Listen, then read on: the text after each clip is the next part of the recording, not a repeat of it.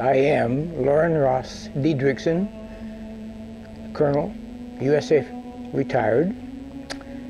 I got a Bachelor of Science degree, and then the Air Force sent me to the Stanford Business School to study management, and then promptly assigned me to Washington, D.C., and I served in the Chief of Staff's office shortly for orientation, and then they put me into the U.S. Atomic Energy Commission, where I became responsible for maintaining the inventory of the accountability of the nuclear weapons stockpile, and involved in the security and the, you might say, auditing the manufacturing facilities and the storage facilities for all the nuclear weapons in the U.S.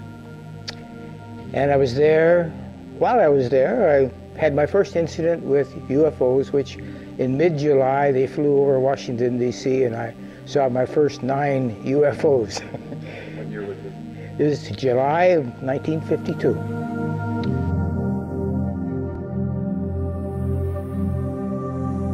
Of course, during that period of time, I made a lot of contacts. I was a staff officer for the Military Liaison Committee between the chairman of the AEC and the Secretary of Defense. And so I became acquainted with not only the Army, Navy, and Air Force, but civilian agencies, the CIA, the National Security Agency, and other contacts which I developed. During that period of time, one of my functions was to accompany a security team which visited all of the nuclear facilities to check on the security of weapons. And we were getting reports of visits by UFOs over the storage facilities and even some of the manufacturing facilities.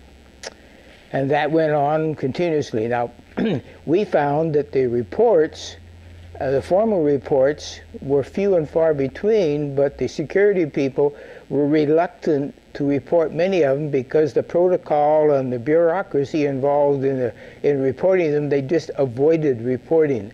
Later, I was assigned to the Sandia Corporation as a military liaison, and I was involved in establishing a quality assurance program for the manufacture and the quality and the maintenance of the nuclear weapons. So we had to visit all of the manufacturing facilities, such as the Rocky Flats and the Pantex facility, which assembled the nuclear and non-nuclear components of the weapons. And so there again, we observed the UFOs were very much interested in the facilities that we were visiting. But we did get constant referrals to, what are all these UFOs hanging around here for? And so then after that siege, this was during the 50s to the entire 50s, then I was assigned to the Unified Pacific Command under Admiral Felt during the 60s, and I was the officer in charge of the alternate command post involved in nuclear weapon operation planning. And during that period of time, I was maintained contacts with NORAD, with the SAC operations, and involved in the single integrated operational plans for the use of nuclear weapons. And during this period of time, I also learned of a number of incidents which happened. And then further on, I finally retired from the Air Force and joined the Boeing Company, where I was assigned to the Minuteman program, where I was responsible for the configuration accounting of all the nuclear fleet of Minuteman 1, 2, and 3. And during that period of time, I also learned about incidents involving nuclear weapons. And among these incidents were a couple of nuclear weapons sent into space were destroyed by the extraterrestrials. In talking to various contacts throughout, they would allude to the fact that these did happen. There was, for example, the missile, Minuteman missile, which destroyed the launch from Vandenberg Air Force Base. That's now a public matter of record. The one incident, for example, was they actually photographed the UFO following the missile as it climbed into space and shining a beam on it, which neutralized the missile. And this was recorded. It was all hushed up, and they split up the team that observed it, but of course eventually the news came out, and it was later published and confirmed it. In fact, they were taken so seriously that the reporters would often not report them because it involved so much bureaucracy and protocol and etc. They deliberately would not report them. Almost cases where the UFOs became identified, at least on a radar or with reports, why they would try to scramble aircraft to intercept them. It was a very aggressive, you might say, response from our own government. And that is their major concern, is to preserve the integrity of the Earth, because it affects their own system. Well, there was one incident when we exploded a nuclear weapon over the Pacific, and this was in about '61, I believe.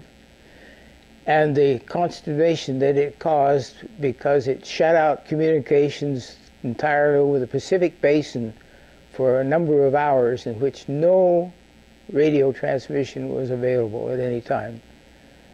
And this was very significant, and of course this was one of the things that the extraterrestrials, later I learned, were highly concerned about, because it affected our ionosphere, and in fact spacecraft were unable to operate because of the pollution in the magnetic field of which they depended upon.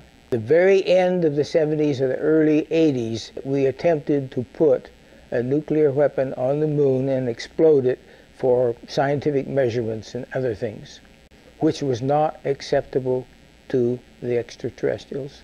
And what happened? They destroyed the weapon before it got to the moon.